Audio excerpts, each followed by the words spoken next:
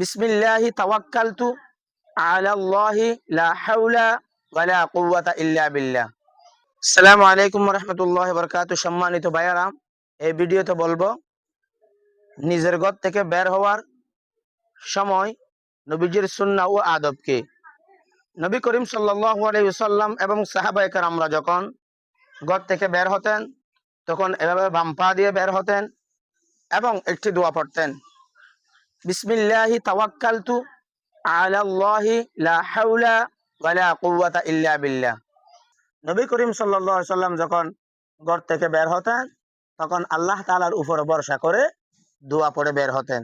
তাই আসুন আমরা নবীজির এই ছোট ছোট সুন্নাহগুলি মেনে নিজের ঘরে প্রবেশ ও বের হওয়ার সময় নবীজির এই ছোট ছোট সুন্নাহগুলি আমল করার চেষ্টা করি। নবীজির এই ছোট ছোট আমলগুলির মধ্যে বরকত ও রহমত রয়েছে। আল্লাহ আমাদের তৌফিক দান করুক, আমিন।